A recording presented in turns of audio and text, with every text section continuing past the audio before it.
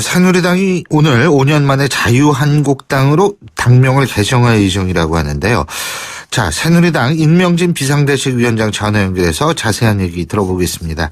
위원장님 안녕하십니까? 네, 안녕하십니까? 자유한국당, 그죠? 오늘 개명을 이제 결정하는 거죠? 네, 오늘 2시에 전국위원회를 열어서 결정을 하기로 했습니다. 그럼 내일부터 자유한국당이 되는 건가요? 뭐 오늘 뭐 한 서너 시부터 쓰게 되겠죠? 네, 그렇군요. 근데 약칭이 자유당은 아니죠? 예? 한국당입니다. 한국당이요. 한국당이 약칭이다. 네. 근데 뭐 야권에선 좀 이 이름 바꾸는 거에 대해서 반발이 있는 것 같아요.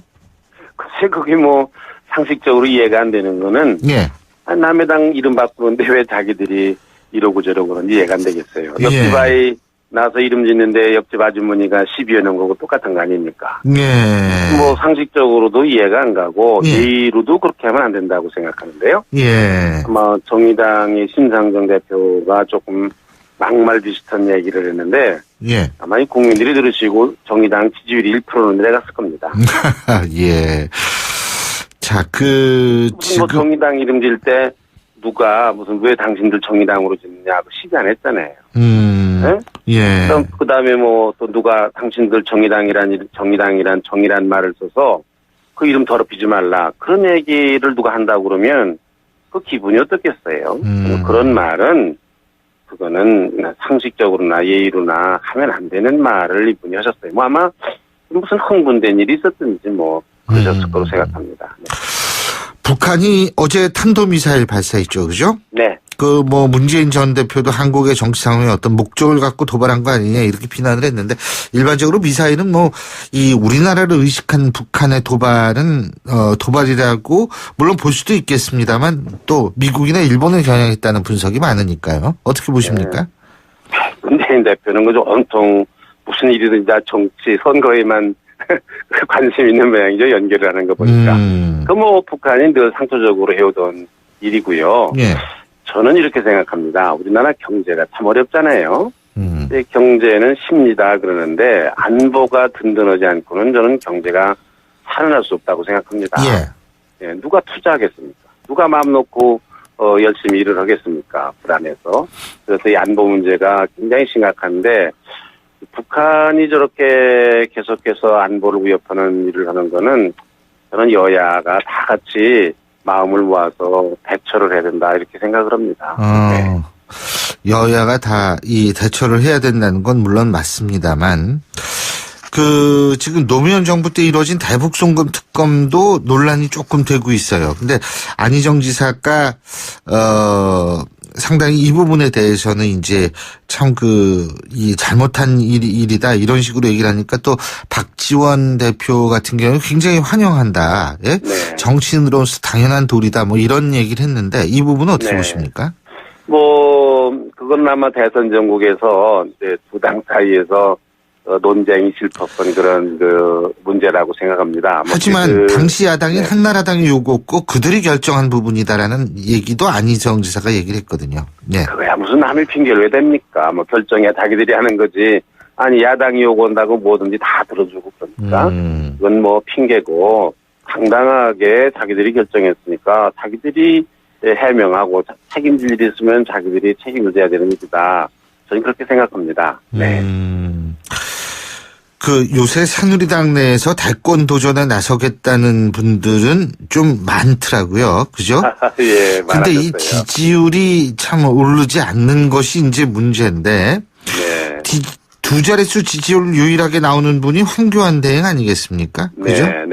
어떻게 보세요? 이거 어떻게 뭐 정리를 해야 돼요? 이제 대권 도전하신 분들이 뭐 최근에서나 이제 기지개를 켜고 나타났죠. 아직 뭐 이름만 거론되고 정식으로 출마를 선언한 사람은 두 분밖에 없습니다. 그러니까 뭐 그분들의 지지율이 아직 미미하다 그러는 건 조금 시간이 좀 지나야 될 거고요. 뭐 우리 당에 대권 후보가 없다 그러니까 뭐 가산체제네요. 여기저기서 나오신다고 그러니까 뭐 우선은 대권 도전을 하신다는 분이 계시니까 좋고요. 그러나 뭐 지지율은 조금 더 두고 봐서 이제 어차피 우리 당에 산 사람 내야 되니까요. 뭐 나오는 대로 다 낼 수 있는 건 아니니까 우리 공정한 룰을 경선 룰을 정해서 후보를 정해야죠. 뭐. 걱정 안 하고 있습니다. 네. 언제쯤 지지율이 오를까요? 글쎄요, 그거는 이제 본인들이 하기 나름인데 우선 출마를 다 안 했습니다. 우선 출마 선언도 다 했기 때문에 좀 더 두고 봐야 되겠어요. 네. 안철수 전 대표나 박지원 대표 같은 경우에는 탄핵이 인용됐을 경우엔 판이 완전히 새롭게 짜질 것이다. 지금 이렇게 얘기를 하거든요. 어떻게 보십니까? 자기들에게 불리하게 짜진다 그 말씀인가요? 어떻게 됐는지 그건 아무도 예측할 수 없는 예, 아무도 예측할 수 없는 일인데 많은 분들이 지금 그 생각을 하죠. 인용이 되든지 기각이 되든지 어쨌든 우리나라 정치는 상당한 요동이 있을 거다, 변화가 있을 거다. 그런 생각들을 다 하시고 또 그런 말씀들을 하시는 분들이 계세요. 저희 당에서도 그런 예측을 하고 있습니다. 네. 탄핵이 인용이 되든 기각이 되든 변화가 있을 것이다라는데 동의한다면 그런 변화가 지금 새누리당 앞으로의 그 자유한국당에 대해서는 어떤 영향을 미칠 거라고 보세요? 글쎄 어떤 경우에 무슨 두 가지 경우 다 무슨 우리에게 조금 선거판만 놓고 본다면, 선거 구도만 놓고 본다면은 다 유불리가 있을 수 있다고 생각해요. 그러나 지금 아무도 예측할 수가 없죠. 이 문제에 대해서는. 네. 언제 될는지도 또 좀 아직은 불확실한 상태 아니겠습니까? 바른정당 의원들 같은 경우에 대통령 탄핵이 기각이 되면은 의원직을 총사퇴하겠다. 왜냐하면 탄핵을 발의하는데 찬성했던 사람으로 책임지는 입장이다. 이런 얘기를 했거든요. 그리고 새누리당 의원들은 탄핵이 인용이 되면 이거는 또 의원직 사퇴해야 된다. 지금 이렇게 얘기 나오고 있거든요. 어떻게 보십니까? 자기들 얘기만 하면 됐죠. 기각이 되면은 자기들 다 사퇴하겠다는 거 아닙니까? 법적 절차에 따라서 재보궐 선거해야죠, 예. 네. 우리 남의 당까지 얘기를 꼽고, 자기들이나 잘 결정해서 하면 좋으리라고 생각합니다. 예, 그렇군요. 어쨌든 지금 어떻게 보세요? 인 위원장님이 보실 때는, 지금 3월 13일 이전까지는 어떤 결정이 나올 거라고 보십니까? 글쎄, 그거는 지금 야당의 희망사항이고 야당에서 헌재를 압박하는 거 아닙니까?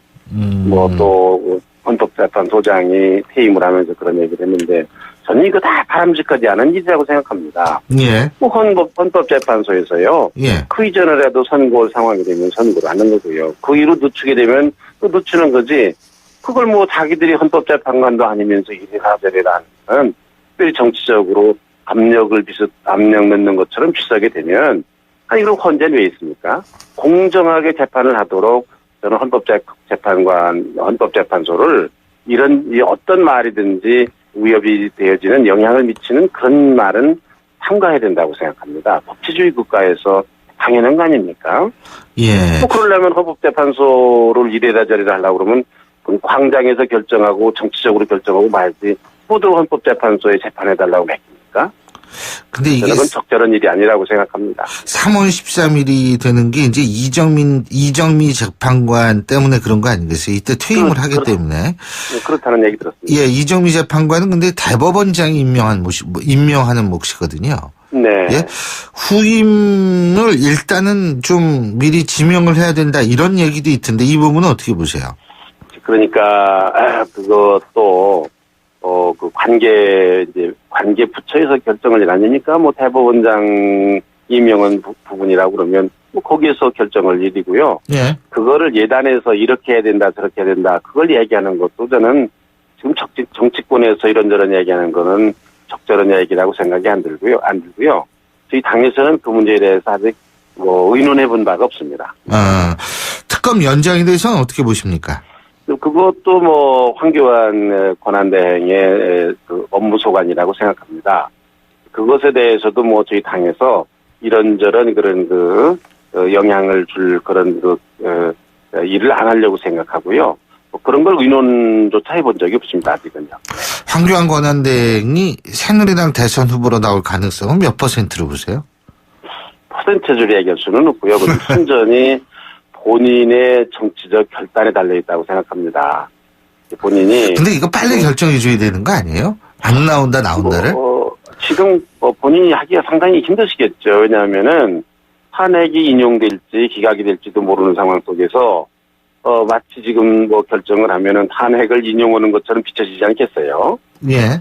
지금 권한대행 하시는 분이 그런 결정을 하시는 게 적합한지 그런 의문이 드네요. 그러니까 조금 아마 시간이 필요하다고 생각을 합니다. 네. 어차피 탄핵에 대한 무슨 가부간 결정이 나야 그분도 무슨 결정을 하시지 않을까. 저는 그렇게 추측하고 있는데요. 네. 예, 알겠습니다. 지금 어쨌든 더불어민주당의 중진들이 당 차원에서 집권 이후에 국정 운영 전략을 미리 세워야 한다. 이런 주장까지 하고 있거든요. 미리미리 준비한다. 새누리당 어떻게 보십니까? 네, 뭐 옛말에 떡 줄 사람은 생각하는데 김칫국부터 마신다. 그런 말 있잖아요. 대개 그런 경우는 김칫국만 마시고 마는 경우가 많아요. 네, 그럼 예. 본인들 자유지만 바라기는 김칫국만 마시고 말지 않기를 바랍니다. 예, 잘 알겠습니다. 오늘 말씀 여기까지 듣겠습니다. 고맙습니다. 네, 감사합니다. 예, 지금까지 새누리당 임명진 비상대책위원장이었고요. 신율의 출발새 아침 1부 순서 여기서 줄입니다. 잠시 뒤 2부에서 뵙겠습니다.